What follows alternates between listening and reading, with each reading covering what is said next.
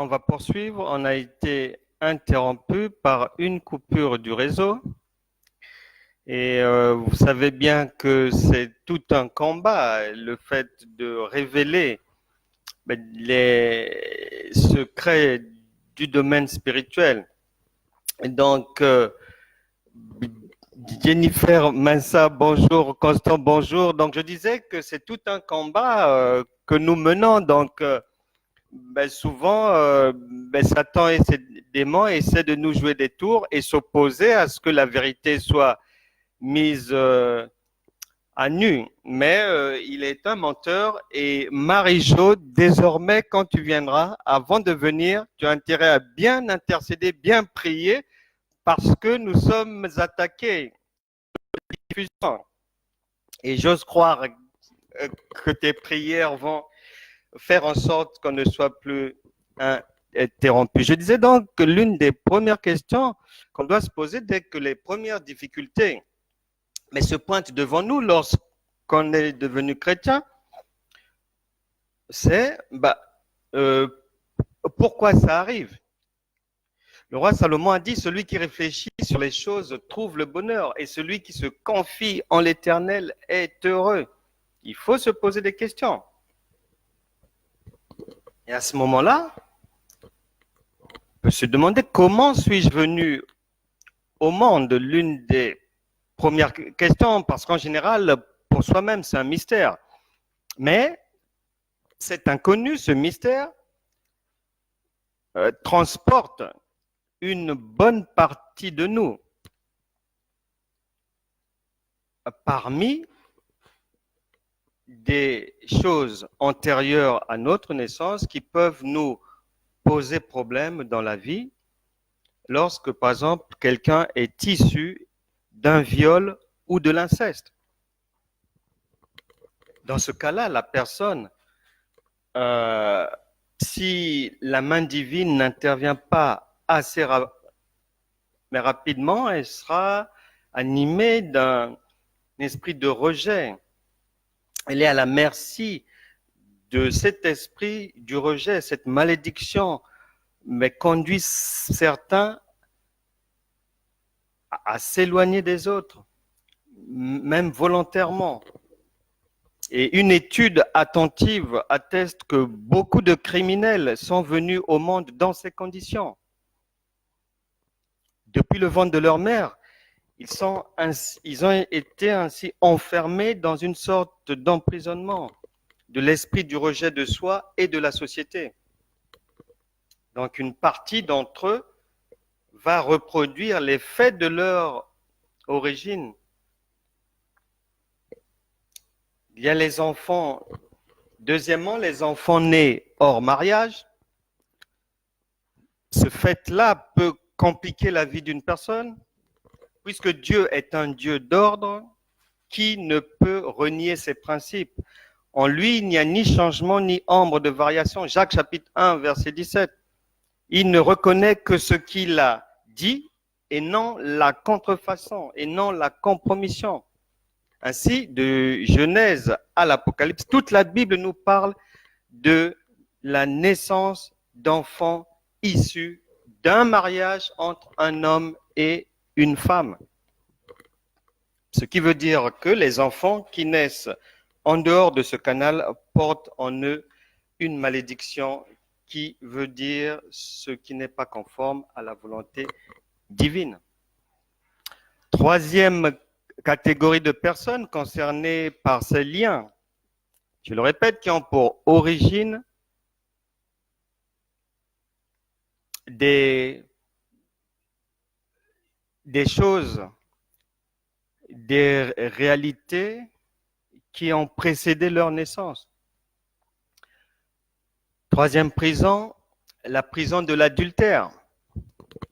Toutes les femmes qui sont mariées et qui tombent enceintes du fruit de l'adultère portent en elles une grossesse maudite. Il est écrit, tu ne commettras point d'adultère en Deutéronome chapitre 8, verset 18. Et il est aussi écrit que si un homme commet l'adultère avec une femme mariée, s'il commet l'adultère avec la femme de son prochain, l'homme et la femme adultères seront puni de mort. Lévitique chapitre 20, verset 10. Pour Dieu, cela veut dire que si les parents, dans son esprit, sont déjà condamnés à mort, le fruit d'un tel acte est également sous une condamnation avant même de venir au monde. Raison pour laquelle de tels actes sont à éviter et que Jésus nous en préserve. On ne doit pas aller avec le mari d'autrui ou la femme d'autrui. J'ai déjà, je pense, eu l'occasion de témoigner ici la repentance de cette femme qui avait 3 enfants. Mais elle disait que de ces 3 enfants, et des enfants âgés de la quarantaine, pratiquement, de ces 3 enfants, il n'y en avait que 2 qui étaient issus de son foyer. Donc, ce sont des choses vraiment à éviter. Et si vous vous reconnaissez, mesdames, là-dedans, mais répentez-vous aujourd'hui, pendant que la parole est en train d'être donnée, pour que lorsque nous allons prier, que Christ vous délivre définitivement. Il y a les liens aussi de la tromperie. 4e lien, lorsqu'une femme attribue la paternité d'un enfant à une autre personne. Ce mensonge va faire porter sur l'enfant des liens, une certaine malédiction issue de la tromperie de la maman. Il y a aussi l'emprisonnement, et ça c'est un lien qui peut avoir beaucoup de ramifications dans la vie d'une personne. C'est la prison de la sirène des eaux. Sous le soleil, parfois, que l'on soit en Inde, en Afrique ou en Europe, les gens, pour diverses raisons, vont consulter des médiums, des marabouts, des magiciens, des féticheurs, parce qu'ils sont à la recherche d'un garçon, par exemple. Et l'homme ou la femme, ou encore les deux, tiennent absolument à avoir un garçon. Ils sont alors prêts à tout pour cela. Et dans les sociétés indiennes ou chinoises, par exemple, le garçon est recherché et la fille négligée. Et souvent, lorsque les parents vont chercher par des voies détournées à avoir un enfant d'un sexe précis, mais souvent on leur fait des choses avec de l'eau. Et c'est là où prend place dans la vie de l'enfant qui naîtra l'esprit de la sirène des eaux. Il est donc normal que vous puissiez vous poser la question, est-ce que pour me concevoir, est-ce que mes parents ont cherché à forcer le destin? Et en général, en contrepartie de la venue du garçon, les gens ont sacrifié des choses et ce genre d'enfants ont été sacrifiés au pouvoir de l'eau, soit au pouvoir du serpent, au pouvoir de la forêt ou encore de la mort, avec des cérémonies rituelles et autres. Donc, on peut aussi se poser la question, à quoi ai-je été consacré pour que la vie n'avance pas, pour que tout ce que j'essaie d'entreprendre soit bloqué? Ou à qui ai-je été consacré? Et si les pratiques du diable réussissent, généralement, la fille qui naîtra aura été sacrifiée donc au pouvoir de l'eau et sera de son vivant une personne ayant en elle l'esprit de la sirène des eaux, encore appelée Mamiwata, ayant pour objectif la destruction des personnes et la destruction aussi de l'entourage, donc l'autodestruction. Mais un homme peut également être habité de cet esprit, et pour les hommes, il est couramment appelé Tatiwata. Et chez l'homme ou la femme habité par l'esprit des eaux, on peut le reconnaître par les caractéristiques suivantes: esprit de séduction, extravagance, amour sans limite des vêtements et bijoux, luxure, mensonge, vagabondage sexuel, rébellion, paresse spirituelle, impolitesse, orgueil, déviation sexuelle, pornographie, homosexualité. et les esprits de mari de nuit, femme de nuit, amour de l'argent, la convoitise des biens matériels, la malhonnêteté, l'adultère, la perfidie, la tromperie et le divorce répétitif, le célibat chronique ou encore les pensées souillées. Et souvent, donc, cet esprit est facilement identifiable. Et il y a aussi des liens qui proviennent d'une condamnation à la mort.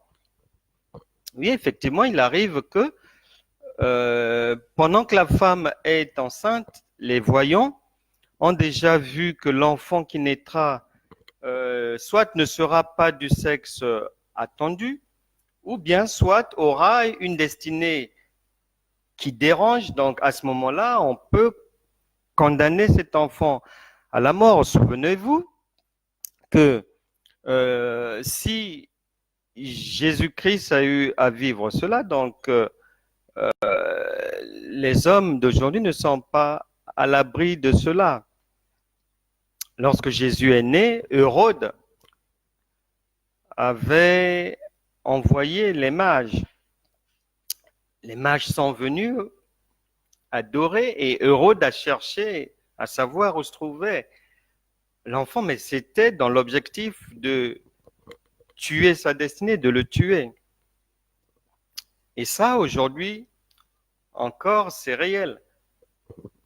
Donc, soit lorsqu'il y a une condamnation à mort dans une vie comme ça, mais soit la femme donnera naissance à un mort-né, soit l'enfant sortira du ventre de la mère avec toutes les peines du monde, soit la respiration du nouveau-né s'enclenchera difficilement, ou encore la tristesse caractérisera la vie d'un tel enfant, ou encore un esprit de mort accompagnera son existence. Il y a également des condamnations qui proviennent de la coutume. Une autre source de lien, c'est la malédiction du sacrifice lié à la stérilité. Lorsque les gens, pour concevoir, sont prêts à tout et vont consulter les devins, on peut se ramasser une malédiction. Et l'exposition de la nudité comme rituel donnera lieu à une vie de prostitution ou de vagabondage sexuel en allant d'un mari à un autre. Et cette réalité vaut pour quiconque, y compris pour les serviteurs de Dieu. Mais pour preuve, bon nombre d'entre eux sont pris dans les liens de l'impudicité. Et il y a aussi la prison de la servitude familiale. Les ancêtres, les anciens, les aïeux ont pu faire des incantations pour que la descendance soit attachée à telle ou telle tâche uniquement. Il y a aussi des prisons, des échecs, un mal-être ayant pour origine les conflits armés. Une grossesse en temps de guerre n'est généralement pas la bienvenue. Non seulement l'enfant va venir au monde sous la malédiction du rejet, mais également sera habité par l'esprit de la peur, dû au bruit des explosions des bombes, des tirs d'armes à feu. Et enfin, il y a aussi, je vais ajouter trois éléments qui peuvent poser problème aux vivants. Les blessures intérieures, par exemple, une grossesse non désirée, l'échec d'un avortement, ou encore les filtres d'amour. Bref, je m'arrête là pour aujourd'hui. Et vous voyez bien que on peut venir au monde, déjà liés, déjà bloqués par des choses dans lesquelles vous n'avez aucune responsabilité, mais qui vont se dresser devant vous tout au long de la vie. Et le Fils est venu pour délivrer tout un chacun de ce genre de réalité. Ce n'est pas à vous, vous-même, d'aller vous battre humainement avec les gens parce que ça ne marche pas, non. La Bible déclare 2 Rois chapitre 18 verset 20 et en Proverbe 24 verset 6 qu'il faut de la force et de la prudence pour faire la guerre. Donc, à quoi bon aller mener des guerres qui pourraient nous dépasser? Donc, l'idéal, c'est de faire appel à Christ qui, lui, a la puissance nécessaire, qui est venu pour nous faire du bien. 1 Timothée, chapitre 6, verset 17, dit il est venu, il nous donne en abondance. Ésaïe, chapitre 8, verset 23, dit que les ténèbres ne régneront pas à toujours. Ésaïe 43, 18 à 19, voici,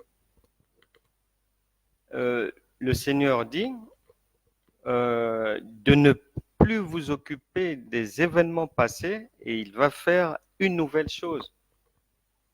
Il va faire une nouvelle chose.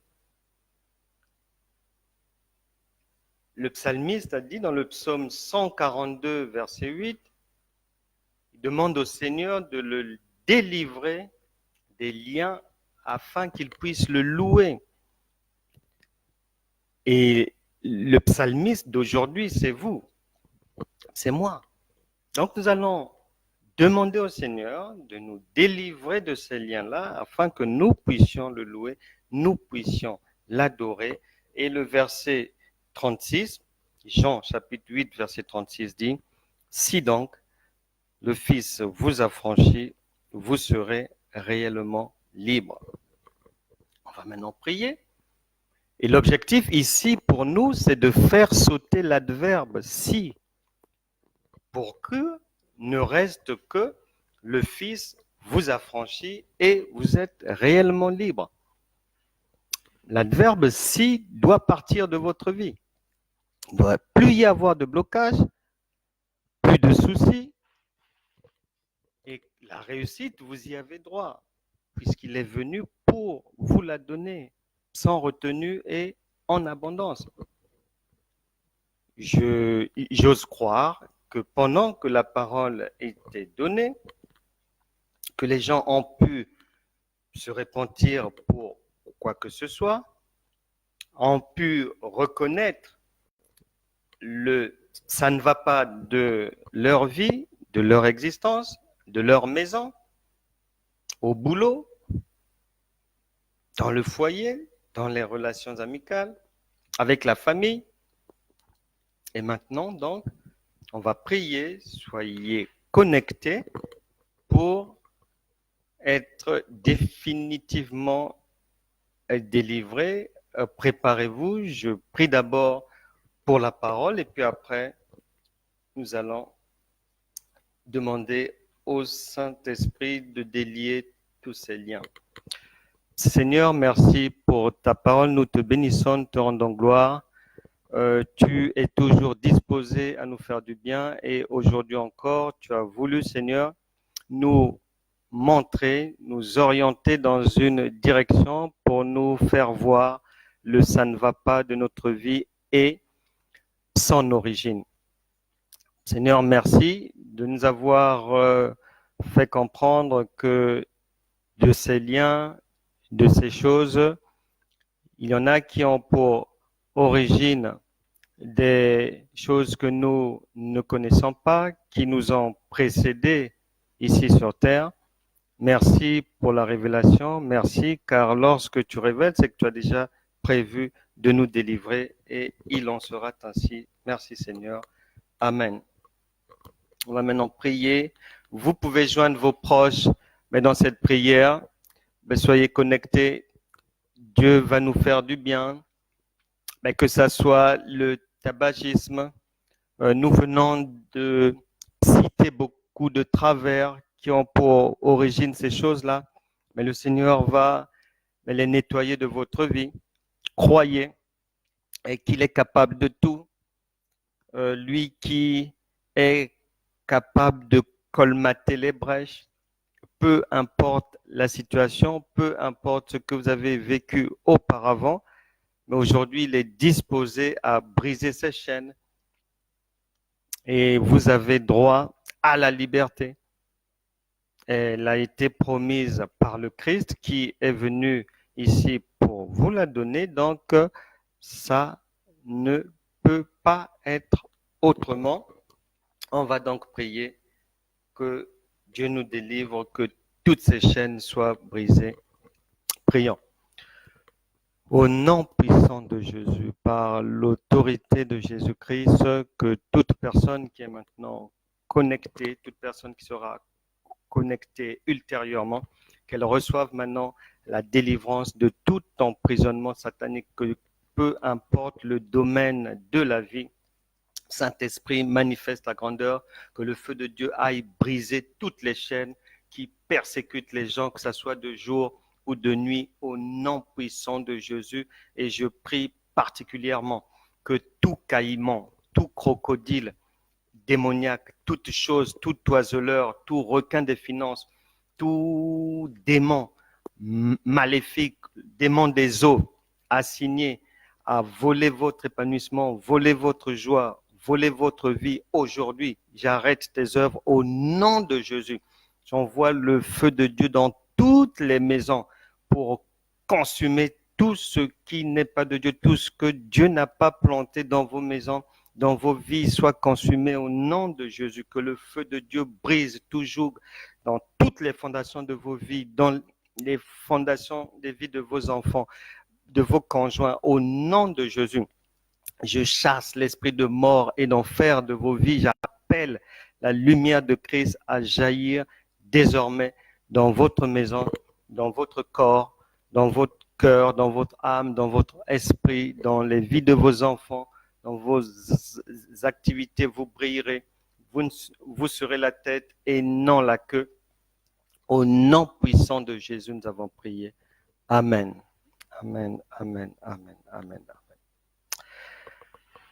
Merci à Lucette Olga Ganao, Edine Ebaka, Edwige Gertrude Ganzia, Natalia Dibolo, Constant Kibongu, Germaine Bellem, Jennifer Mensa, Didier Dumont, à toute la Normandie, à Marie, à Léa, à tous ceux qui sont toujours connectés, que Dieu continue à vous faire du bien. Croyez que Christ est Seigneur et vous le verrez faire de grandes choses dans vos vies. N'ayez pas peur, Dieu est avec vous. La Bible déclare, Romains chapitre 8, verset 37, si Dieu est avec vous, qui peut être contre vous? Que Dieu vous bénisse. On se retrouvera demain, 13h, même place, même heure, pour de nouvelles bénédictions du Saint-Esprit. Que Dieu vous garde. À demain. Et désolé pour l'interruption parce que nous menons un vrai combat. Donc, si je suis le seul toujours à prier pour que la connexion soit toujours impeccable, ça n'ira pas. Donc, Lucette, Nathalie, Marie-Jo, Edwige, pour demain, soyez en prière pour qu'il n'y ait pas de coupure de la connexion et Dieu vous bénira. À demain à 13h. Au revoir. Soyez bénis.